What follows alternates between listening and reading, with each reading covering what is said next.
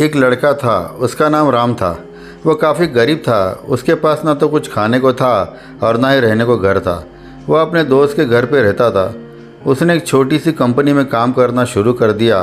धीरे धीरे उसके पास काफ़ी पैसे भी हो गए।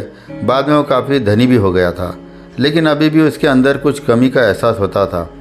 जब वो छोटा था तभी उसके माता पिता इस दुनिया से चले गए थे। उसने कभी प्रेम को नहीं जाना था। एक दिन जब वो अपने किसी काम से बाहर गया था तो उसे एक लड़की दिखी जो काफ़ी अच्छी और खूबसूरत थी। उसको देखते ही राम का उस लड़की से प्रेम हो गया। वो काफ़ी देर तक उस लड़की को देखता रहा। कुछ देर बाद वो लड़की वहाँ से चली गई। कुछ दिनों तक राम उस लड़की को खोजता रहा, लेकिन वो लड़की नहीं मिली। लेकिन नियति ने राम को उस लड़की से मिला ही दिया। वो लड़की राम के घर काम की तलाश में आई थी। राम ने लड़की को तुरंत घर के काम के लिए रख लिया। जब वो लड़की राम से मिलने आई थी तो उस समय राम ठीक से बोल भी नहीं पा रहा था, जिससे लड़की को लगा कि राम गूंगा है। राम भी जान गया था कि यह लड़की हमें गूंगा समझती है। इसके साथ ही साथ यह लड़की समझ गई थी कि यह राम इस घर का नौकर है, ना कि मालिक। अब जब भी राम उस लड़की के पास जाता तो गूंगा बनकर जाता। धीरे धीरे वह लड़की राम पर काफ़ी रहम खाने लगी। अब उसे राम की लाचारी पर प्यार होने लगा। लेकिन फिर वही लड़की एक बात से डर कर पीछे हट जाती थी। इस लड़की के भी माता पिता बचपन में ही मर चुके थे।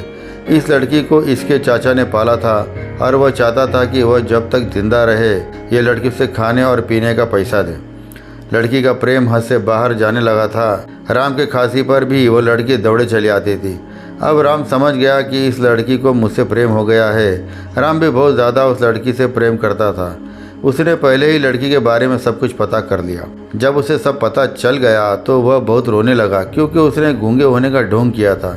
अब वह दिन रात रोने लगा। लड़की अपने सैलरी में से राम को इलाज करवाने को कहती थी। एक दिन सुबह ही उस लड़की को पता चला कि राम हॉस्पिटल में भर्ती है। वह दौड़ते हुए जब हॉस्पिटल में पहुंची तो उसने देखा कि राम बेड पर बेहोश पड़ा है। उसके आसपास काफ़ी मशीन लगी हुई थी। जब लड़की डॉक्टर के पास पहुंची तो वहां पर डॉक्टर ने उसे बताया कि राम अब बोल नहीं सकता है। उसने अपनी जीभ को काटने की कोशिश की है। इसके साथ ही उस डॉक्टर ने उस लड़की को एक पत्र दिया। उस पत्र में लिखा था, मैं एक काफ़ी धनी लड़का हूँ। जिस घर में तुम काम करती हो उस घर का मालिक मैं ही हूँ। लेकिन इसके साथ ही मैंने तुमसे एक बहुत बड़ा झूठ बोला है कि मैं एक गूंगा हूँ। अब इस झूठ का प्रायश्चित करने के लिए मैं ऐसा काम करने जा रहा हूँ। इसके साथ ही तुम मेरे घर से मेरे मैनेजर से पैसे को लेकर अपने चाचा को दे देना और एक नई ज़िंदगी की शुरुआत करना। अगर हो सके तो मुझे माफ़ कर देना, तुम्हारा दोषी। इस पत्र को पढ़ने के बाद उस लड़की की आंखों में आंसू आ गए। वह दौड़ते हुए मंदिर में गई। उसने भगवान के सामने कसम खाई कि जब तक राम बोलने नहीं लगता तब तक वह कुछ भी नहीं खाएगी, भले ही वह मर क्यों न जाए। इधर डॉक्टर भी राम का इलाज कर रहे थे। ईश्वर ने दोनों के मन की बात कबूल कर ली और अब राम बोलने लगा, लेकिन वह अपनी याददाश्त खो बैठा था। अब उसे कुछ भी याद नहीं था। अब इसके बाद लड़की ने उसे याददाश्त के लिए काफ़ी कुछ किया, लेकिन याददाश्त ना आ सकी। अगर प्रेम की दीवार को झूठ पर रखा जाए तो वह गिर ही जाती है।